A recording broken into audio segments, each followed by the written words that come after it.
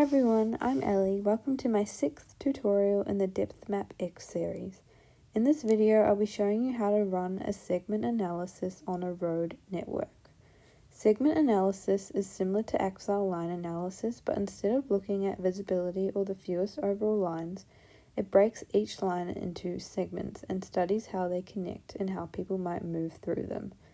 It's especially useful for analyzing street connectivity, accessibility, and movement patterns in urban areas. First, we need a street network to work with. I'm going to download mine from DataShare Victoria. So search for Vic Transport Lines and open it. And then go to the resource and click Add to Order. Proceed to the order configuration, and we want to play with the different settings.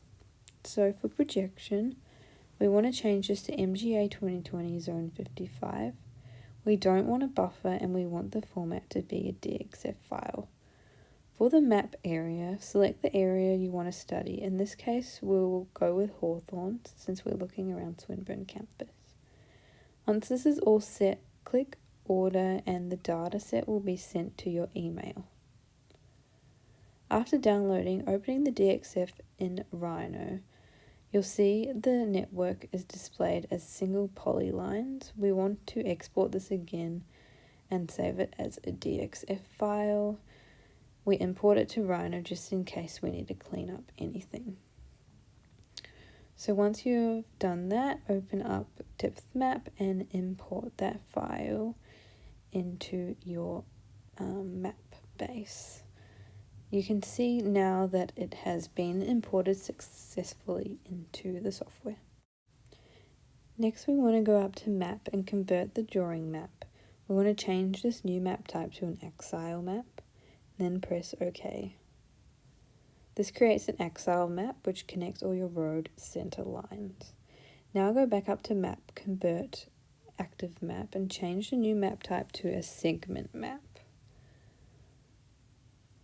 Make sure that retain original map is ticked, and then again press OK. This converts each axle line into smaller connected segments, which are what we will analyze next.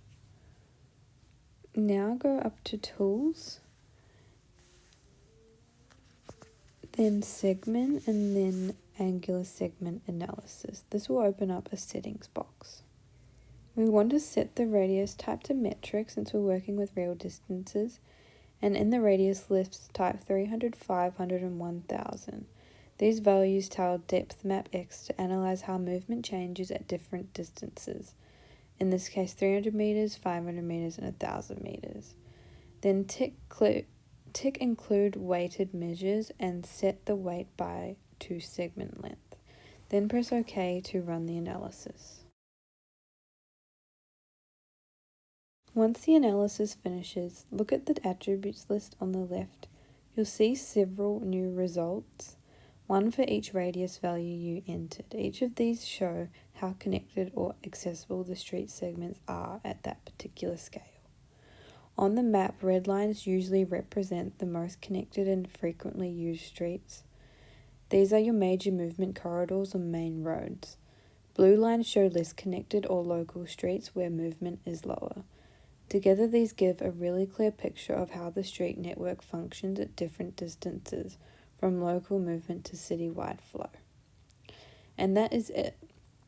You have just completed a segment analysis of the road network in DepthMapX.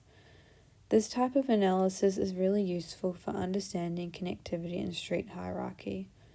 Thank you for watching, and I will see you in the next tutorial.